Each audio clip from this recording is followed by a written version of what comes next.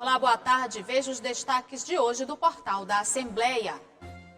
Aprovada pela Assembleia Legislativa o Sistema Estadual de Turismo. Campanha Maranhão Sem Queimadas intensifica ações de combate aos focos em época de estiagem.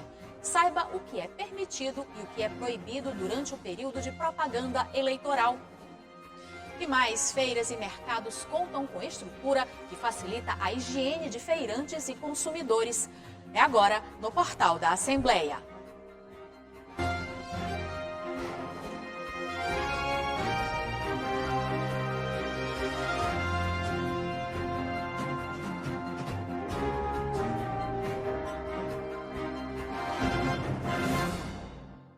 Foi aprovado pela Assembleia Legislativa o Sistema Estadual de Turismo, que visa garantir uma gestão democrática e permanente da política estadual do turismo no Estado, com ações de planejamento no calendário de eventos culturais e religiosos do Maranhão.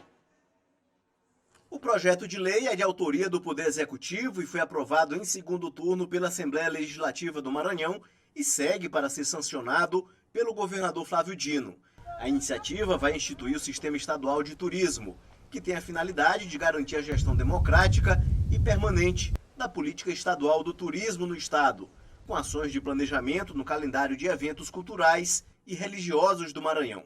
Através desse projeto de lei que foi aprovado pela Assembleia Legislativa do Maranhão, projeto esse de iniciativa do Executivo, do Governo do Estado, nós, a partir de agora, nós institucionalizamos a política pública do turismo através de diversos mecanismos que vão nos permitir implementar, planejar, organizar toda a política pública do turismo. O Estado tem uma rica cultura com danças folclóricas, Bumba Meu Boi e belezas naturais como o Parque Nacional dos Lençóis e a região da Chapada das Mesas.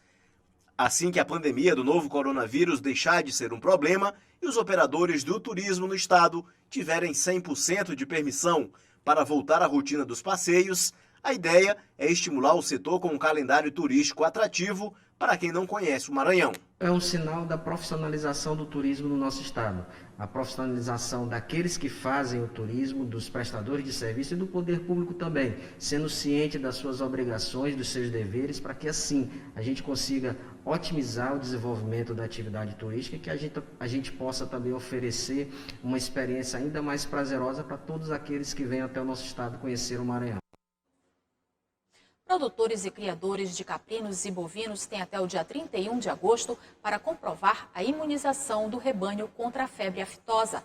A comprovação deve ser feita no escritório da Agência Estadual de Defesa Agropecuária do Maranhão, AGED, onde a propriedade está cadastrada. O criador pode optar pelo agendamento para o atendimento presencial ou pode fazer a comprovação de modo eletrônico, seguindo as orientações disponíveis no site aged.ma.gov.br.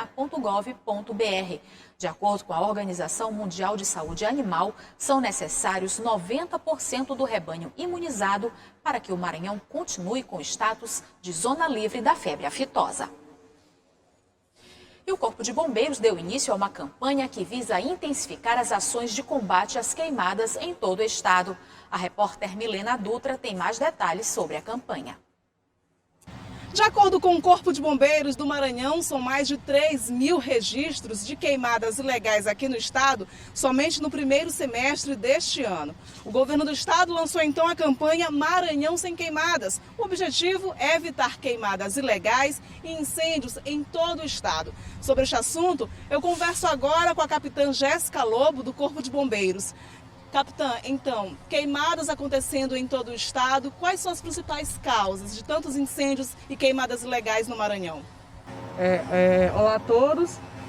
Normalmente no nosso estado, bem como na maioria dos estados do país, logo após o período chuvoso característico do primeiro semestre do ano, vem os efeitos, a baixa umidade de ar, a falta de água de maneira geral pelo estado, faz com que a incidência de queimadas aumente. Agora sim, quais as principais regiões do Maranhão onde tem acontecido os incêndios, as queimadas ilegais? Bem, aqui na região metropolitana de São Luís a gente consegue identificar uma alta incidência de queimadas. Contudo, também é de grande relevância a quantidade de incêndios que ocorre no interior do estado. Hoje, atualmente, as unidades do Corpo de Bombeiros estão dispostas de maneira estratégica, né, e em conjunto nós estamos combatendo os diversos focos que existem hoje no estado. Agora, assim, existe um alerta do Corpo de Bombeiros? Toda queimada, ela é possível ou existem queimadas que não são permitidas de forma alguma?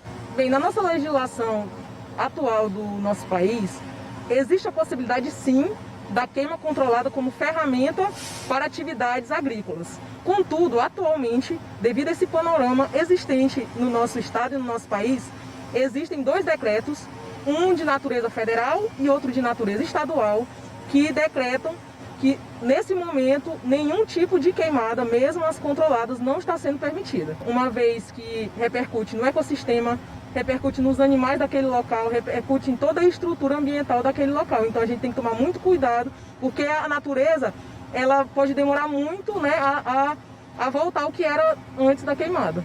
Capitão, os homens estão espalhados pelo interior do estado? Combatendo diariamente e fazendo medidas preventivas, seja com palestras, iniciativas nas redes sociais, de maneira ordinária ou mediante solicitação da comunidade. Nós estamos juntos, o Corpo de Bombeiros inteiro, né, nessa ideia que a gente tem que apagar, que são as queimadas. Capitã, muito obrigada pelas informações. Nós conversamos com a capitã Jéssica Lobo, do Corpo de Bombeiros do Maranhão, sobre a campanha Maranhão Sem Queimadas, cujo objetivo é evitar queimadas ilegais e incêndios em todo o estado. Qualquer dúvida sobre este assunto, você pode ligar para o Corpo de Bombeiros pelo número 193. Milena Dutra para a TV Assembleia. E veja no próximo bloco o que é permitido e o que é proibido durante o período de propaganda eleitoral. E veja também, pontos de higiene são instalados em feiras e mercados da região metropolitana de São Luís. O portal volta já.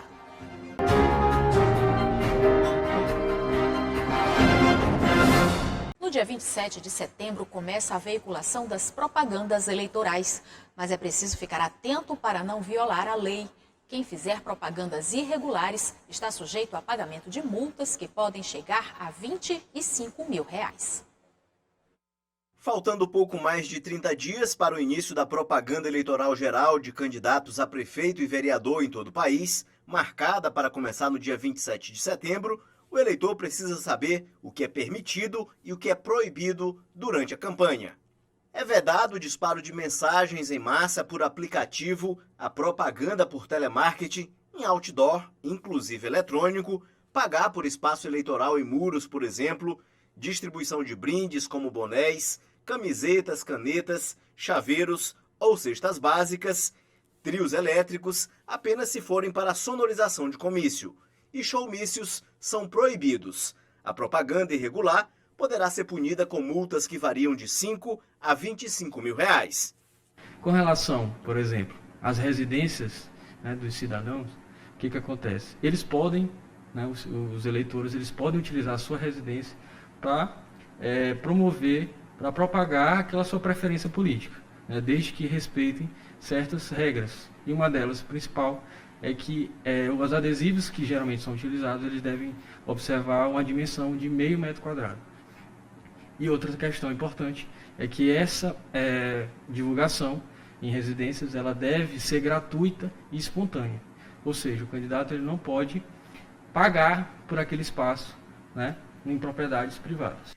A propaganda em rádio e TV está prevista para começar no dia 9 de outubro. As eleições nesse ano tiveram as datas alteradas por conta da pandemia do novo coronavírus e vão ser realizadas nos dias 15 de novembro, o primeiro turno, e 29 de novembro, o segundo turno. Para a campanha até as vésperas das eleições, são permitidos adesivos em veículos, cartazes e adesivos em residências, desde que seja de forma espontânea e gratuita, bandeiras e mesas em vias públicas, desde que não atrapalhe pedestres e o trânsito. Os comícios devem ser comunicados com antecedência de 24 horas. É permitido a presença de candidatos em igrejas, mas sem fazer discursos eleitorais. Candidatos podem distribuir material de campanha e fixar bandeiras em locais públicos. Outra proibição importante que a gente destaca, né, tem um destaque muito grande, é em relação às fake news, né? Hoje em dia, todos sabemos a importância das redes sociais, né? E as fake news estão nesse contexto de um fenômeno que é muito conhecido, que vem muito antes das fake news, que é o processo de desinformação das eleições, né? Esse processo de desinformação prejudica muitos candidatos. Então, a Justiça Eleitoral, preocupada com isso, ela vem combatendo as fake news, certo? E, com relação a elas, o responsável pela propagação, ele deve checar a informação antes de compartilhá-la, né? Por quê? Porque, além de prejudicar o candidato, né, ele prejudica também o processo eleitoral como um todo, certo? A legitimidade das eleições, certo? E quem não checa, ele pode incorrer tanto uma sanção, que significa multa, até pode incorrer em crime, que aí é a consequência bem mais séria. A Câmara dos Deputados aprovou a proposta que torna obrigatório o afastamento da gestante do trabalho presencial durante o estado de calamidade pública em razão da pandemia da Covid-19. De acordo com o projeto de lei, a grávida deve ficar à disposição para trabalho remoto.